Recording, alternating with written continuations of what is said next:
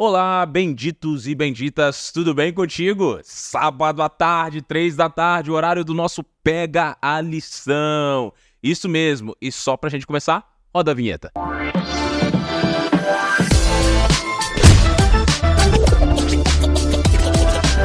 Que bom que você está com a gente aqui em mais um sábado à tarde para a gente estar estudando a lição número 2 dessa lição Identidade. Se você ainda não tem a sua lição, fica aqui meu apelo para você, adquira esse exemplar desta lição, seja de maneira virtual, no seu celular, no seu tablet, como for. Eu particularmente prefiro aqui esse exemplo físico, porque eu posso escrever, posso marcar, posso anotar, carrego para todos os lados e é muito importante para você estudar essa lição que está sendo extraordinária. É isso mesmo.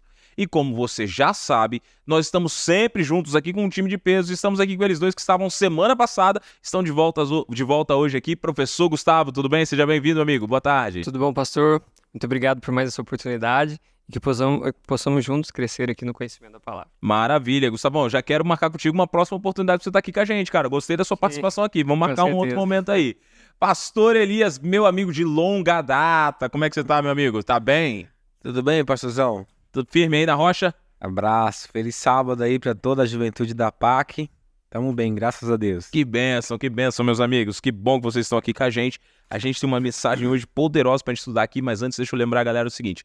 Dá uma olhadinha nessas redes que estão aparecendo aqui embaixo. Isso mesmo, se você ainda não está seguindo a gente, segue a gente aqui no canal da Associação Paulista Central no YouTube, onde sai todos os nossos conteúdos, ou nas redes como Instagram, estamos lá, @jovensapac. Ou na minha rede pessoal também, @GabrielGManuel. Todos os conteúdos, os cortes do podcast, tudo sai nessas duas redes e você não pode ficar de fora. Vai lá, segue a gente, curte, comenta, compartilha, manda pros seus amigos para que eles possam também vir aqui estudar a lição junto com a gente, tá legal? Mas você veio aqui hoje para estudar a lição e nós vamos estudá-la agora, mas eu lembro de uma última coisa.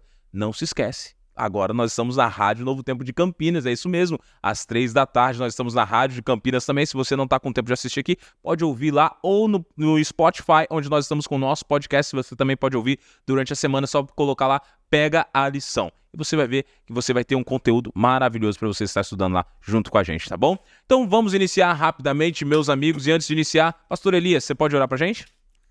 Vamos sim. Pai querido, obrigado, Senhor, por mais uma oportunidade de estudarmos a Tua Palavra. Amém. Nesse momento, Deus Espírito Santo possa nos usar aqui para transmitir a Tua mensagem para todos esses jovens. Amém, Senhor. Fica conosco, é o que te pedimos em nome de Jesus. Amém. Obrigado, Pastor Elias. Semana passada nós estudamos uma lição tão bacana, né? A esperança abençoada. E hoje nós vamos estudar um pouco mais de um tema abençoado também, que é a mensagem do santuário aí, né? Acaba que é impossível a gente falar sobre a volta de Jesus, como falamos semana passada, e não falar sobre o santuário, né? Como a gente já falou em vários momentos lá, eu até queria já começar a lição de hoje. Semana passada a gente falou sobre Guilherme Miller, falou sobre história, 1843, 1844, e a gente até usou um termo do seguinte: Jesus foi lá, entrou para o lugar santíssimo no santuário. Que santuário é esse? Eu já começo desafiando você de casa a abrir a sua Bíblia, isso mesmo. Abra sua Bíblia no livro de Apocalipse 11:19, isso mesmo, Apocalipse 11:19, abra na sua Bíblia aí, Apocalipse 11, versículo 19, e você vai encontrar aqui no Apocalipse 11:19 uma passagem muito importante para o nosso estudo de hoje, que vai te dizer o seguinte, ó: abriu-se então o santuário de Deus que se acha no céu, e foi vista a Arca da Aliança no seu santuário. Perceba aqui uma coisa, Apocalipse já começa te afirmando, meninos, existe um santuário no céu. E isso encaixa com Êxodo 25, versículo 8, quando Deus fala assim: e me farão um santuário, para que eu possa habitar no meio deles. Então, um santuário de fato existiu. Existe no céu e existiu na terra, que era o santuário de Israel, né? E a gente começa agora a tratar um detalhe muito curioso aqui, quando a gente começa a falar sobre isso, que é Deus no céu. Ele tinha seus métodos, ele tem seus métodos no céu, e lá do céu ele enviou para nós um modelo para que nós pudéssemos construir na terra. Então o santuário da terra, que existiu na terra no tempo de Israel, era uma cópia do santuário do céu. E agora eu pergunto a vocês, qual a importância de nós sabermos isso? Qual a importância do santuário hoje? Por que Deus enviou isso para a gente? Pastor, eu gosto de pensar muito nessa ideia do santuário como uma ideia didática de Deus, sabe? Assim, nós como seres humanos pecadores, falhos, a nossa percepção da salvação muitas vezes ela é um pouco falha, né? Às vezes parece que a gente tem um pouco de dificuldade em entender esse processo da salvação. Então eu vejo assim que Deus ele trabalha de maneira extremamente didática, extremamente interessante essa imagem do santuário. Porque quando a gente estuda o santuário, nós percebemos que o santuário é uma ilustração do plano da salvação. Então assim, eu vejo Deus mostrando para o ser humano todo o processo detalhado de salvação e principalmente a obra de sacrifício de Jesus.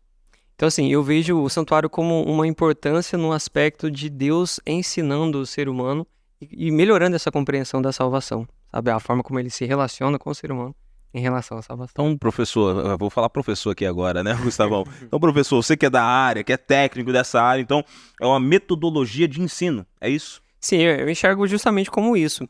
Porque assim, Deus ele trabalha a imagem simbólica, Deus ele trabalha a imagem prática também de todos aqueles ritos, as cerimônias que eles praticavam lá no antigo Israel, e tudo isso como uma maneira didática.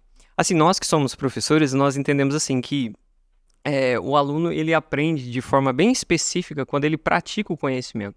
Né? Entendi. Então eu vejo Deus assim falando o seguinte, pratique, sabe? Vivencie essa experiência. Tenha a experiência de ver o cordeiro sendo sacrificado. Sinta, né, de acordo com o contexto da época, sinta o sangue para você entender como que vai ser a morte de Jesus. Então assim, eu vejo uma obra didática extremamente maravilhosa de Deus. Que bacana, porque aí, realmente você falou, eu tava pensando aqui, né? O processo do santuário era, o pecador ia lá, tinha o sacrifício diário, claro, o sacerdote fazia de forma geral por todo mundo, mas o pecador que tinha ofensas exclusivas, ele levava lá seu cordeirinho, tinha que colocar a mão na cabecinha do cordeirinho, confessar o pecado, ele depois que ele confessava, simbolicamente o pecado passava pro cordeiro, o cordeiro ia ser sacrificado no altar, e a morte do cordeiro correndo na frente dele, corroborava lá que o salário do pecado é a morte, não foi ele que morreu, foi o cordeiro que morreu no lugar. Então apontava para Cristo. Que metodologia incrível, né? Com certeza. Apontando e ensinando que, de fato, um dia Cristo viria morrer por nós, nos nossos pecados aqui na Terra, né? E aí agora eu pergunto a vocês, dentro desse processo do santuário aqui agora, o cordeiro ele morria, mas existiam alguns passos interessantes ali dentro do processo do santuário. Porque para quem nunca viu, fica aqui meu conselho para você de casa, presta atenção aqui no que eu vou te falar. Pesquisa aí na internet, santuário, você precisa ver a imagem do santuário, para você entender o que era o santuário. O santuário era composto por 3 partes, né, meninos? Tinha o pátio, o lugar santo e o lugar santíssimo. E como é que funcionava essa questão do santuário lá, pastor Elias? Como é que era muito o trabalho lá dentro? Bom, pastor, semana passada, né, a gente falava aqui sobre a importância dos jovens estudarem essa lição, né? A doutrina do santuário, ela é uma doutrina puramente adventista. E é muito importante você entender o que acontecia no santuário ali na época, né, do povo hebreu. Mas mais importante do que você entender o que acontecia ali no santuário do povo hebreu, e como o professor colocou, ali tinha um modelo, né, para que as pessoas entendessem, e ao estudar esse modelo você vai entender também. O mais importante é o que está acontecendo no santuário celestial nesse momento. Por que doutrina do santuário? Por que é importante a gente entender essa doutrina, né? Tinha um ritual ali muito importante, né? Que era a purificação do santuário. Um ritual que era feito ali uma vez, né? Onde as pessoas iam ali e ofereciam os seus sacrifícios, mas uma vez por ano o sumo sacerdote entrava no lugar, né? No lugar santíssimo, né? Para fazer a purificação do santuário. Quando a gente fala de purificação do santuário, e a gente lembra do santuário terrestre, isso entra muito bem na nossa mente, né? Então, isso também trouxe um pouco de confusão para Guilherme Miller, né, ali, que estava estudando isso, porque ele não enxergava um santuário no céu que precisava ser purificado, porque o céu é um lugar perfeito, não tem nada para ser purificado no céu. Será? E isso gera até uma pergunta, né? Que muitas pessoas acreditam, a gente tá falando aí, muitas pessoas acreditam que, os adventistas estão crendo no santuário, mas o santuário tem pecados no céu? Como assim, pastor Elias? Tem pecados no céu, então? O que tá no santuário do céu que precisa ser purificado, então? Quando a gente fala de purificação do santuário celestial, a lição vai trazer isso, né? E nós entendemos, como igreja adventista, que essa purificação é uma purificação simbólica, né? De registro de pecados, né? Então os registros dos nossos pecados estão lá. Estão lá. Você pecou e o anjo escreveu, né? Então, amigo. E nada escapa à vista dos anjos, né? Exatamente. E eu Eu carrego uma frase comigo em um sermão que eu prego, e eu até falo, eu até brinco, né? Qual é o pecado que não tem perdão? E a gente geralmente responde, né? É o pecado contra o Espírito Santo. E aí as pessoas fazem uma confusão. O que é esse pecado contra o Espírito Santo e tal? Mas a minha resposta é o seguinte: sabe qual é o pecado que não é perdoado? Que Deus não perdoa? Sim. É o pecado que não é confessado. Uma coisa simples, uma coisa pequena, uma coisa mínima. E aí você fala assim, isso não tem nada a ver, né? Deus não está preocupado com isso. Deus está preocupado, hein?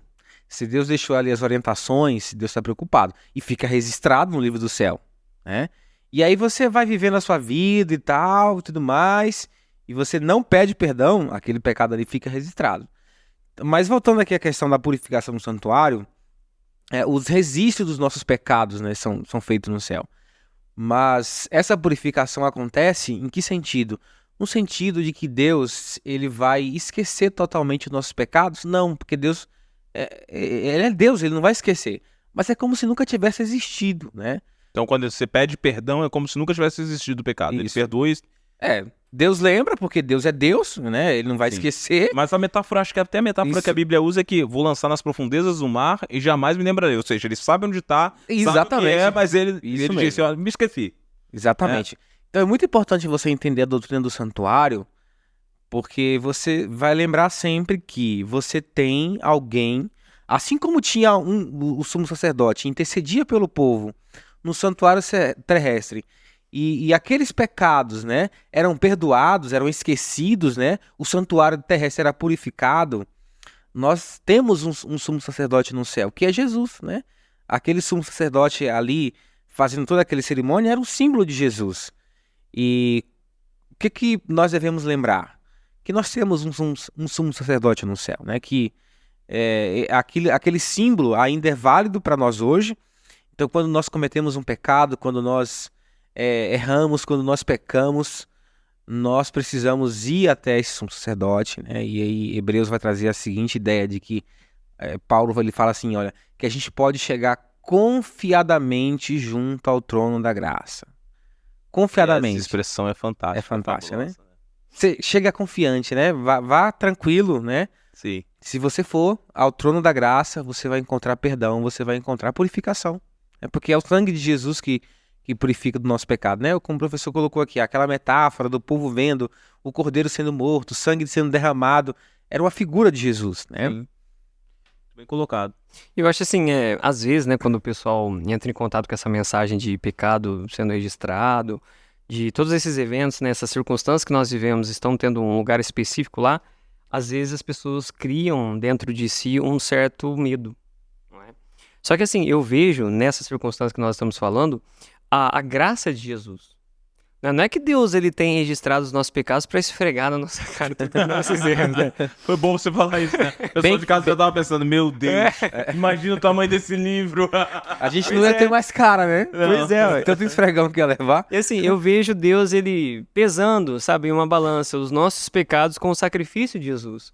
Então eu vejo Deus mostrando, olha, embora nós sejamos extremamente pecadores, falhos, embora nós cometamos todos os erros, né, da nossa existência, nós ainda temos a imagem de Jesus, sabe, para conceder o perdão. Então eu vejo que a graça, ela está além disso, sabe, além do pecado. A graça, ela transforma, ela purifica. Quando a gente fala que Deus, ele se esquece, né, desses pecados, é porque Deus, para ele, a graça é mais importante, não é? Os pecados que nós cometemos agora já estão perdoados. Agora é graça. E a graça, ela concede esse perdão. Muito bem colocado, porque agora algumas pessoas em casa podem até ficar pensando, não, mas tem o registro, então meu julgamento vai ser baseado se eu peco ou se eu não peco? E essa não vai ser a base, né? Porque a Romanos capítulo 3 diz lá, né, que todos pecaram e carecem da glória de Deus. Então agora todos que pecaram se apresentam diante de Cristo. E por que eu tenho que confessar os pecados? Simples, porque você tem que realmente reconhecer a sua necessidade de um Salvador e de um perdão, né? E aí o próprio Romanos diz, depois que você confessou, Jesus, ele não somente te perdoa, ele te justifica, ele te redime. E aí vem Romanos 8, versículo 1, que eu amo de paixão esse versículo, que agora, pois, nenhuma condenação há para aqueles que estão em Cristo Jesus, nosso Senhor. Mas eu sei, pessoal, que uma coisa interessante, vocês estão falando sobre o santuário, e tem muita gente por aí que critica a crença do santuário. Na verdade, a crença do santuário é uma crença distintiva. Somos um dos poucos povos que crê realmente no santuário. Mas o livro de Hebreus, e eu queria que você em casa abrisse agora o livro de Hebreus, por favor, capítulo 9. Nós vamos ler ali agora pelo menos 3 versículos. Nós vamos começar com o versículo do capítulo 9, versículos 6 e 7. Tá legal? Capítulo 9, versículos 6 e 7 aí na sua Bíblia. Olha o que diz aí. Ora, depois de tudo isto, assim preparado, continuamente entram no primeiro tabernáculo os sacerdotes para realizar os serviços sagrados.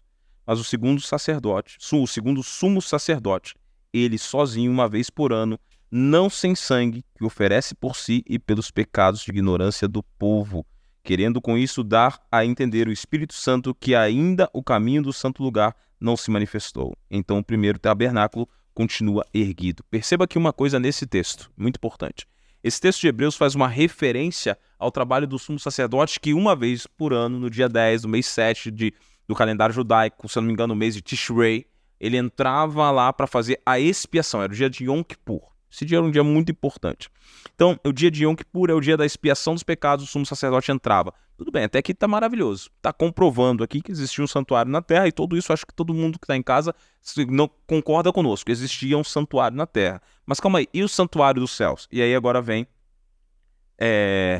capítulo 9, versículo 11, você na sua casa, que diz assim: quando, porém, veio Cristo como sumo sacerdote dos bens já realizados mediante o maior e mais perfeito tabernáculo, não feito por mãos humanas.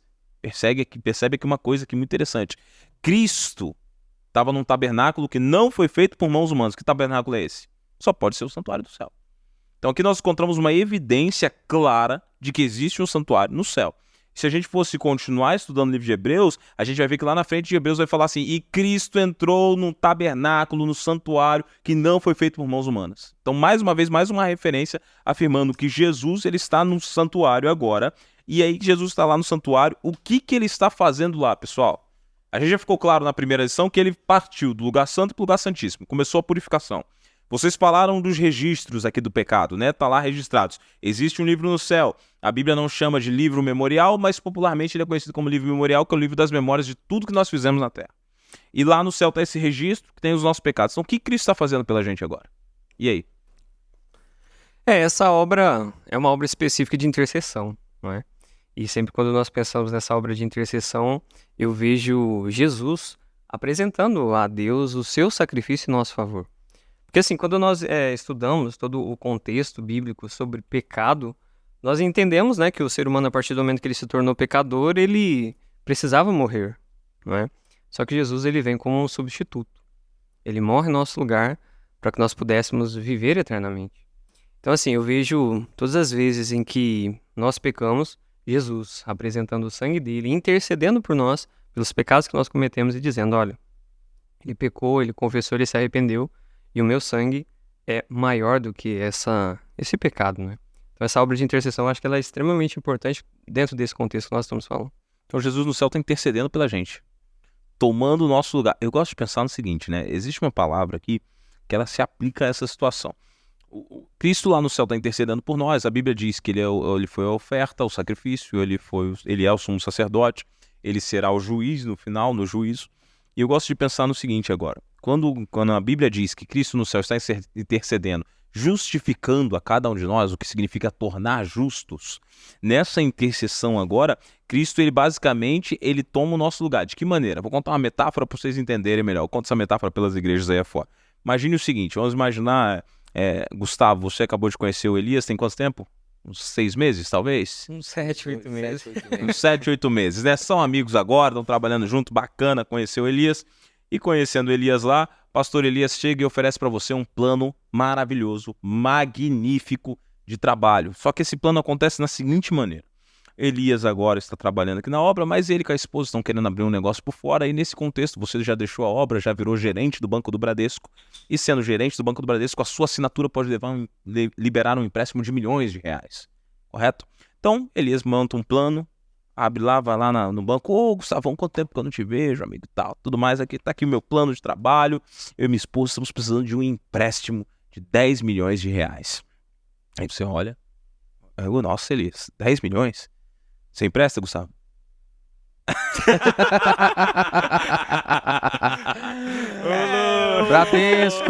Bradesco, patrocínio pega a lição, Bradesco.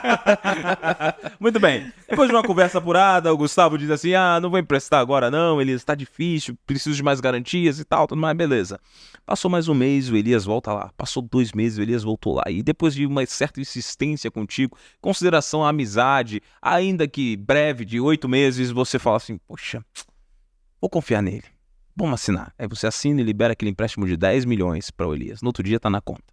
Elias abre o seu negócio, começa o seu negócio lá, tá tudo preparado para a grande inauguração. O problema é que isso ocorre em março de 2020 e logo na sequência o que vem?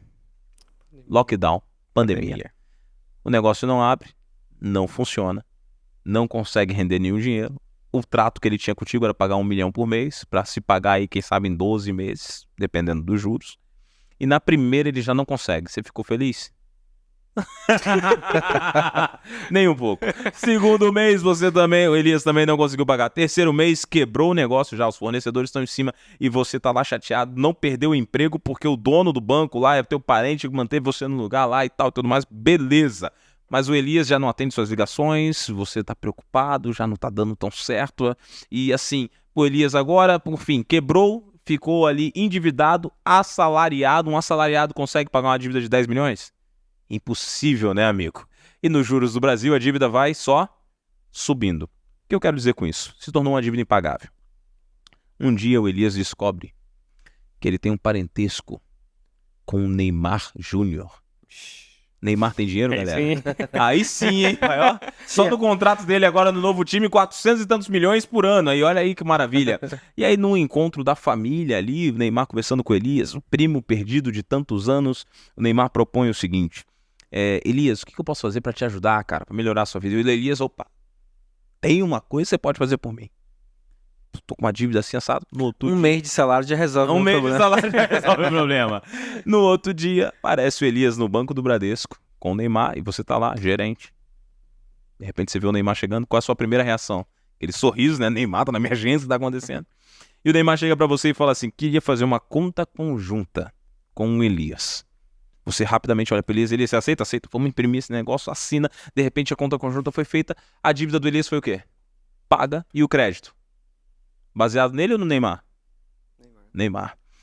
Por que eu tô falando isso? Quando a gente fala de santuário e a gente fala de Cristo no céu intercedendo por nós, nós temos uma dívida impagável. Todos os dias nós pecamos. Não adianta, a gente pode fazer de tudo. Pode se trancar no quarto, pode trancar em casa. Outro dia uma irmã numa das minhas igrejas, quando eu tava num distrito aqui próximo, chegou pra mim e falou assim, pastor, eu tô sem pecar 3 dias. Falei, nossa, irmão, me ensina a fórmula. 3 dias. Por quê? 3 dias sem pecar. Por quê? Porque as pessoas acham que se eu me esconder, se eu não falar, ou se eu não agir, mas na verdade o pecado está dentro de nós. Então nós pecamos todos os dias.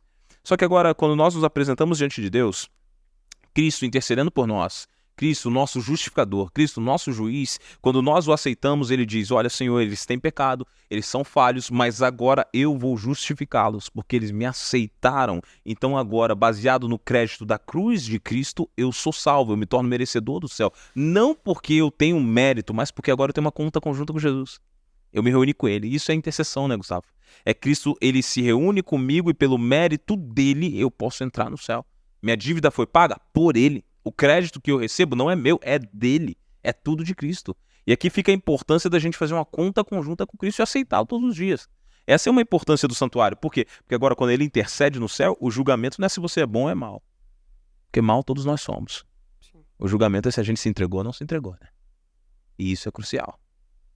Mas muito bem, meninos. Então, falando sobre isso, sobre você estar vivenciando essa questão aí, como que isso impacta hoje, a juventude de hoje? O que vocês me dizem?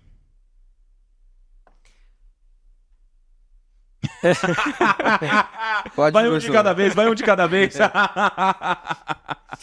Eu acho assim que, diante desse conhecimento, eu acho que a juventude ela deve enxergar a Jesus como alguém extremamente necessário para sua vida, sabe? Porque nós temos a característica, principalmente o jovem, de querer conseguir a salvação pelas suas próprias forças, pelos seus próprios méritos. Às vezes, por exemplo, é uma atividade que faz dentro da igreja, ou uma ajuda que dá pra alguém. E assim, igual esse exemplo da irmã que você falou, 3 dias sem pecar. E eu fico pensando, poxa, só de pensar assim já... Já pecou, amigo. Então, já pecou, tá mentindo. Entendeu? Então assim, Eu acho que essa necessidade de Cristo como nosso justificador, como, né, a essência da graça é isso, né? É o mérito, igual você falou, igual o mérito de Jesus, o que ele fez por nós. Não o que nós podemos fazer por nós mesmos ou por alguém. Então, assim, eu acho que nós, como jovens, nós precisamos entender, principalmente nessa fase da vida, nós somos inteiramente dependentes de Deus, da graça dele. Onde né, e essa circunstância, o inimigo ele coloca diversos tipos de tentações. E se nós não estivermos apegados a Cristo, a gente infelizmente acaba cedendo. E com isso a gente às vezes parece que meio que invalida, né? Todo sacrifício, né? Porque a gente não aceita agora estar com Jesus e, de certa maneira, eu sempre penso isso. Quando eu não dou valor, eu vou lembrar da uma palavra que você falou no outro episódio. Quando eu sou um nécio, estou desdenhando o sacrifício de Cristo, eu acabo não caminhando com esse Cristo, né? E esse é um dos processos. Às vezes é importante a gente lembrar do seguinte, né? O próprio Paulo fala que nós somos justificados por Cristo, nós somos perdoados por Cristo, a graça de Cristo nos alcançou. Mas ele mesmo faz a pergunta lá em Romanos capítulo 6, e agora, pois, veremos para o pecado, nós que para ele morremos? Não de maneira nenhuma. Então a resposta de Paulo é muito grande, muito forte, na verdade. Né? Porque você foi salvo, você foi alcançado pela graça, como você falou aqui, Gustavo. Aceitei Jesus. E agora, vou continuar nas mesmas práticas, vou continuar na mesma vida, vou continuar na mesma situação. E é aqui que chega um ponto de decisão na vida do cristão. Porque quando eu tô com Cristo, eu tenho que ter uma mudança de comportamento. Como eu disse no outro episódio, cristianismo não é melhoria de vida, cristianismo é nova vida. Eu abri mão das coisas antigas, deixei Cristo entrar em mim e agora eu vou todos os dias pelejando para deixar Cristo trabalhar em mim e ser mudado. Né? E Cristo é isso que é avaliado. O que é avaliado? Eu aceitei Jesus, eu me entreguei para ele. E se eu me entreguei, amigo, aí o caminho fica aberto. Não por mim, mas pelo próprio Cristo, né? Mas agora, meninos, uma vez que esse tema se desvendou, uma vez que o santuário foi aberto, qual a importância disso agora para os dias finais da história? Qual a importância disso para nós hoje? Porque agora, beleza, o santuário já foi, Cristo está no céu intercedendo, nós estamos vivendo no ano de 2023, na primeira lição nós falamos sobre a volta de Jesus, e agora estamos aqui na segunda lição. O que Cristo está fazendo no céu, o que tem a ver com o que nós estamos vivendo na terra hoje? E aí? Voltando um pouquinho lá no que o professor Gustavo havia falado, né? Que aquilo era tudo um exemplo, né? A pessoa vendo o cordeirinho sendo sacrificado. Não só a questão da parte do cordeiro, né? Mas todo o ritual que existia ali no santuário, de purificação, né? Para que aquele sacrifício fosse oferecido. Então, quando a gente olha para o sacrifício de Cristo, né? Tem uma música bem antiga, né? Os mais antigos, novos aí vai lembrar. Acho que era uma música que falava assim, que não sei como anjos choram, né? Mas eu sei que choraram quando viram, né? O mestre se entregar. Sim. É a música que eu ouvia na minha infância, né? A música é antiga mesmo, né? Não. Olha aí, conhece, não. Gustavo nem conhece. Você é muito novo. Eu acho que isso é mais da tua geração, Elis, porque eu também não me lembro muito dela. Não lembra? Que isso? É Mara Leite que cantava essa música. Não, eu me lembro. Acho que é Mara Leite mesmo. Mas você não sabe nem quem é Mara Leite também. Eu me lembro. A primeira vez que eu ouvi, velho acho que eu agora. tinha uns 2 anos de idade. Isso, Tô brincando. Mas era uma música que eu gostava muito dessa música, porque ela retratava pra mim, né? O momento da morte de Cristo, né? Aquele sacrifício que foi feito. Os anjos, seres assim, podemos dizer assim, que estão acima, né, dos seres humanos. E eles contemplaram aquela cena, e aquela cena machucou muito o coração dos anjos. E às vezes eu fico pensando que nós, né, somos tão pecadores, estamos tão longe de Cristo às vezes, que a gente não consegue ver a beleza do que foi o sacrifício de Cristo por nós, né? De o próprio Filho de Deus ter que se entregar para morrer em nosso lugar. A doutrina do santuário, ela é importante a gente entender ela, porque ela tem a ver com a nossa salvação, né? E tá aí, o inimigo não quer que você aprenda sobre a sua salvação. Ele não quer que você entenda que tem um Salvador que está intercedendo por você. Ele quer que você viva sua vida normal, se sentindo culpado toda vez que cai. Mas aí a mensagem do santuário diz o seguinte: olha, amigo, você caiu, você pecou, mas não é pelo que você fez, é porque ele fez, é pelo que Jesus fez. E aí tem esperança para você novamente, né? Tem a alegria, né, de Hebreus 4,16, vocês podem chegar confiadamente junto ao trono da graça. Ou seja, no céu tem um intercessor que está aguardando você ir até ele e buscar esse perdão dele, né? E esse perdão, ele está disponível para nós, né? Como igreja adventista, nós acreditamos que vai estar disponível para nós ali, até mesmo um pouco antes da volta de Jesus, né? Com o fechamento da porta da graça. Aí a porta da graça se fechou, não tem mais intercessor, mas enquanto a porta da graça estiver aberta, existe uma chance, existe uma oportunidade. Então, o seu caso não é um caso perdido, né? O nosso caso não é um caso perdido. Não tem nenhum caso perdido. Não existem casos perdidos? Não existe casos perdidos, porque a porta da graça está aberta, né? Sim, exatamente. Então, não importa onde você foi, o que você está vivendo, ou o que você fez, se você confiar em Jesus, no sacrifício que ele fez por você, você pode ser alcançado por ele. Incrível isso, né? Isso é maravilhoso, porque quando a gente começa a contemplar esse amor de Cristo, eu estava aqui ouvindo você falar e eu estava imaginando o dia que eu ia ver Jesus e poder dar um abraço nele e falar obrigado por tudo, porque de fato, quando você olha pra gente, tem um pensamento que diz o seguinte, né? Quando eu olho pra mim, vejo que é impossível me salvar, mas quando eu olho pra Cristo, eu vejo que é impossível me perder. Isso é maravilhoso, né? Porque, Cristo, eu costumo dizer para as pessoas que você pode fazer muitas curvas na vida. E tem pessoas que fazem curvas para fugir de Jesus. Vão para um lado, vão para o outro, procuram outros caminhos, correm daqui, correm de lá, correm para todos os lados. Mas é muito difícil, ou melhor, é impossível você fugir de Cristo. Qual é o ser humano que consegue se esconder de Jesus? Ninguém consegue se esconder de Jesus. Jesus está em todos os lugares e vê a todos. E dessa maneira ele trabalha incansavelmente para salvar a todos. E isso é graça.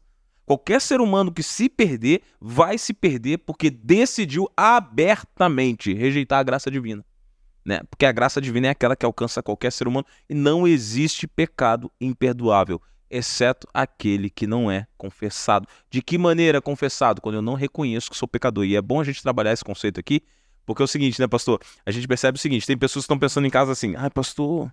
Tem que fazer uma listinha. Tem algum aplicativo pra contar pecado? A gente podia lançar, né? Pequei, deixa eu botar aqui. Pequei, deixa eu botar aqui, né? Porque aí no final do dia eu pego aqui, Senhor, hoje eu fiz isso, fiz aquilo. Mas não funciona assim, né? Então a própria oração do Pai Nosso que Jesus nos ensinou diz, Pai, perdoa as nossas dívidas, assim como nós temos perdoado aqueles que nos estão devendo. Então aqui nós encontramos o seguinte, o perdão é algo que Cristo outorga a todos aqueles, a todo pecador arrependido. Por exemplo, o ladrão da cruz... Ele não faz uma lista de pecados diante de Cristo. Ele não chega lá e fala assim, eu tô aqui nessa cruz e eu tô aqui, Senhor, porque é o seguinte, eu matei fulano, eu assaltei ciclano, eu estuprei a Beltrana, eu fiz isso, por isso eu tô crucificado. Tem como o Senhor me perdoar esses 3 para então ir pro céu? Não. Ele simplesmente reconhece a necessidade de um Salvador, olha para Cristo e no reconhecimento da necessidade, o perdão já é recebido e a salvação já chega para ele. Isso é maravilhoso. Isso é maravilhoso. Por quê? Porque agora eu percebo uma coisa, todo aquele que vem a Cristo jamais é lançado fora. E essa é a bênção do santuário. Essa é a bênção do santuário. Nós percebemos, agora tem um detalhe do santuário que é muito interessante. No santuário da terra, e a gente já vai caminhando para o nosso final, no santuário da terra, quando o sumo sacerdote terminava a expiação e ele saía, o que acontecia? Só para a gente entender um pouquinho o contexto. Quando ele entrava durante o dia de Yom Kippur, que era a expiação, ou seja, a expiação é a junção de 2 palavras, né, gente? Perdão dos pecados e purificação dos pecados, que é exatamente o que Cristo está fazendo. 1 João capítulo 1, versículo 9 diz, se confessarmos os nossos pecados, ele é fiel e justo para nos perdoar e nos purificar de toda injustiça. Então, ou seja, ele perdoa, mas ele também purifica. Então, lá no santuário da terra, quando ocorria aqui, o sumo sacerdote ia lá, fazia expiação. Quando ele saía no final do dia ou à tarde, quando terminasse, iniciava-se uma festa. O povo estava o dia todo ao redor do santuário, em contrição, confessando seus pecados, se rendendo a Cristo. E o sumo sacerdote estava lá dentro intercedendo. Quando o sumo sacerdote saía, acontecia uma festa. Por quê? Porque a misericórdia de Deus se estendeu, porque a misericórdia de Deus alcançou. E assim eles ficavam celebrando aquele Deus maravilhoso e a graça que eles haviam recebido. Os pecados haviam sido perdoados e então purificados. Hoje, nosso sumo sacerdote Jesus está no céu. Está no lugar santíssimo. O sumo sacerdote está intercedendo. Meninos, o que acontece quando o sumo sacerdote sai? E aí? É festa, né? É festa. E que festa que é essa? A mais aguardada de todas, não é isso? Exatamente. É muito importante isso, pastor Gabriel. E aí a gente vai entrar no ponto-chave da lição dessa semana. é que a lição ela traz esse aspecto, né, de que a gente precisa entender a doutrina do santuário e tal e tudo mais. Mas o ponto-chave da lição é o seguinte, é que a purificação do santuário celestial já começou. E para nós adventistas, nós cremos que começou quando? Em 1844.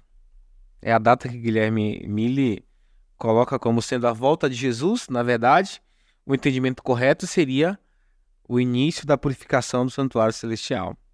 Então, nesse momento, não existe só um trabalho de intercessão por parte de Jesus.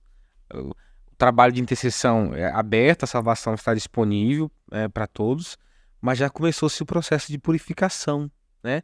De apagar os registros. E como adventistas, nós cremos e acreditamos que esse processo ele já começou. Então, alguns nomes já foram passados lá, né?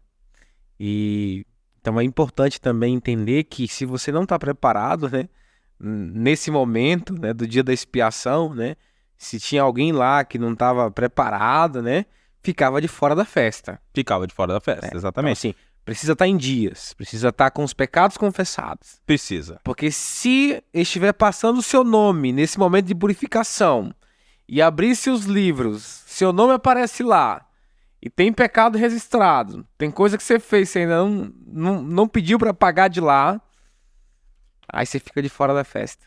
E aí vem um detalhe interessante, né, pastor? Porque assim, você tá falando aí tem alguém em casa que vai pensar assim, mas pastor, tem pecado que eu não lembro, como é que eu faço? Amigo, é o seguinte, você se apresenta diante de Deus e peça para ele, Senhor, me perdoe. Reconhece que você é pecador, nós sabemos onde temos falhado, às vezes nós não conseguimos enumerar quantas falhas temos, e isso é perfeitamente comum, mas nós sabemos que somos pecadores, e o que a Bíblia está te pedindo é um simples reconhecimento. Quando você se achega com confiança diante do trono da graça e reconhece, Senhor, eu sou pecador, perdoa os meus pecados, cara, esse perdão vai te alcançar, né? Porque você está dentro do arredio de Deus, está dentro do aprisco de Deus. E glória a Deus, porque o próprio Cristo falou assim, eu não vim buscar os sãos, mas vim buscar os pecadores, os enfermos, e glória a Deus por isso, porque somos todos esses, né?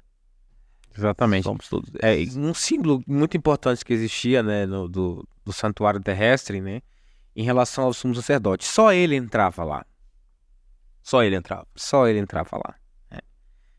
E só ele ainda continua entrando no nosso coração, né? Só ele que conhece cada um de nós. Só ele que sabe das lutas que nós enfrentamos. É somente ele. Só Cristo. Só Cristo. Então, quando Paulo fala assim, chega confiante, é que você não está sendo julgado lá nesse momento, né? Sim. Você está sendo recebido para ser perdoado, para ser alcançado. É a graça de Jesus alcançando, né, cada um de nós. Que bênção. Gente, o tema é maravilhoso, nós poderíamos ficar aqui por horas, mas a produção já me avisou aqui no ponto que tem que terminar. Então tá dando nossa hora aqui agora. E assim, queridos, só pra gente terminar a lição aqui de fato aqui, algo muito importante sobre a justiça divina, né? Ela alcança a todos, de todas as maneiras. A Bíblia diz que não há ninguém que vai a Cristo que não é rejeitado. Entretanto, uma vez que a porta da graça se feche, que Cristo volte a essa terra, Cristo não vem mais para salvar. E é importante a gente sanar essa dúvida. Tem pessoas que pensam, Cristo está voltando para salvar. Cristo não está voltando para salvar. Para salvar, ele já veio quando morreu na cruz do Calvário. Amém. Agora Cristo vem num papel de rei e juiz e vem para trazer galardão para os que estão salvos, mas também juízo para aqueles que não estão. E eu gosto muito do versículo de João, capítulo 3, versículo 17, que diz que Deus enviou seu Filho ao mundo não para que julgasse o mundo, mas para que o mundo fosse salvo por ele. Aquele que nele crê não será julgado, mas aquele que não crê já está condenado. Então aqui está o crivo da questão. Ou você é salvo porque você creu e se entregou a Jesus, ou você rejeitou a Cristo, então você é simplesmente um condenado. Não porque estão pesando os seus atos, mas porque infelizmente só entra no céu quem passar pela cruz de Cristo. Infelizmente não, perdão. Felizmente só entra no céu quem passar pela cruz de Cristo. E glória a Deus por isso. Mas estamos terminando, meus amigos. Eu queria que vocês dessem o recado final de vocês para a nossa juventude. E eu vou começar agora com o pastor Elias. Na outra eu comecei com o pastor Gustavo, vou começar agora com o pastor Elias. Seu último recado para a nossa galera. Amado jovem, é muito importante você compreender o que Jesus está fazendo hoje, nesse momento, pela sua vida. Ele não apenas está intercedendo por você, mas ele também está te dando uma outra oportunidade, uma nova chance de você ter os seus pecados apagados dos registros celestiais. Então, é muito mais do que uma doutrina distintiva da igreja. Mas a doutrina do santuário tem a ver com a nossa salvação. É importantíssimo você entender que ainda existe oportunidade, que ainda existe chance, que ainda tem jeito para você. Amém. Tem jeito para cada um de Deus nós. seja louvado por isso. Temos um Deus Todo-Poderoso que está intercedendo por cada um de nós. E é isso. Se você não entendeu nada do que a gente falou aqui, fica com isso aí. Ainda tem um Deus, um sumo sacerdote, que está intercedendo por você. Então tem chance para você, tem oportunidade para você. Deus seja louvado, pastor Elias. Muito obrigado. Professor Gustavo, seu último recado para nossa galera. Eu queria apenas deixar registrado que essa mensagem do santuário, ela é uma mensagem de amor, é uma mensagem de perdão, só que ela também é uma mensagem de juízo, como nós comentamos aqui. Então, assim, nós temos a possibilidade de experimentar esse amor, esse perdão. Agora, a partir do momento que nós rejeitamos esse amor, a consequência disso é o juízo. E eu queria só encerrar contando uma ilustração que às vezes eu também conto nas igrejas e às vezes eu até uso a minha esposa, né, como exemplo. Ela fica um pouco brava, mas aproveitar que ela não tá aqui. Natural, a minha Pode usar aqui, pode usar aqui. Pode usar. Vou aproveitar que ela não tá aqui e vou usar. Imagine assim que eu, né, durante um bom período de trabalho, eu consigo juntar um dinheiro muito assim significativo e compro um vestido para minha esposa. Um vestido assim maravilhoso, lindo. E eu chego até minha esposa e digo assim: olha, amor, eu comprei esse presente aqui pra você e eu quero que você use em uma circunstância especial. Eu quero que você use esse vestido em um momento especial. Tudo bem, tudo certo, não é? E aí ela pega o vestido, deixa guardado porque vai usar em uma circunstância especial. Só que chega alguns momentos em que o vestido poderia ser usado e ela simplesmente não utiliza o vestido. E por que eu tô contando isso, né? Porque eu queria aplicar esse vestido como se fosse a graça. Porque quando nós recebemos um presente e nós, assim, gostamos realmente do presente, nós queremos mostrar o presente para todo mundo, né? É verdade. Por exemplo, a minha esposa, uma mulher, quando ela recebe uma roupa muito bonita, ela quer usar a roupa, quer mostrar. E às vezes a graça, ela também pode ser comparada nesse aspecto conosco. Quando nós recebemos a graça e entendemos o valor desse presente, nós queremos mostrar para o mundo inteiro. Entendeu? Queremos usar em circunstâncias boas. Agora, todas as vezes que nós entramos em contato com a mensagem da graça e simplesmente deixamos esse presente maravilhoso de Jesus guardado em uma gaveta e nunca mais usamos, é como se nós estivéssemos dizendo para Jesus que nós não aceitamos e não queremos esse presente para a nossa vida. Então, assim, jovem, Jesus está te dando um maravilhoso presente. Use esse presente e mostre ao mundo a graça que alcançou o seu coração. Então, assim, o meu recado é esse. Nunca se esqueça, né? A graça de Jesus, ela é um grande presente também para nós. Deus seja louvado. Obrigado, Amém. Gustavo. Bem, amigos, o nosso tempo já está acabando aqui, mas eu deixo para você a seguinte mensagem.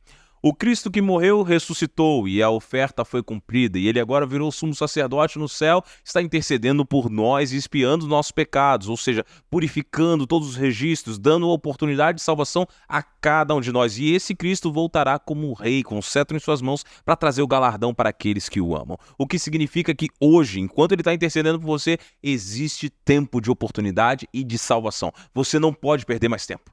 Você tem que ir a Cristo e se entregar por completo. E entenda, Cristo não está preocupado com seus pecados, suas dificuldades, seus vícios, seus maus hábitos. Sabe por quê? Porque Cristo perdoa pecados, transforma hábitos, liberta dos vícios, transforma o caráter, restaura o ser humano. É por isso que ele fala que todo mundo pode ir até ele. Só basta você ir do jeito que você está e ele irá recebê-lo. E a partir desse momento, a salvação estará na sua vida e na sua história. A pergunta é, você já foi até ele?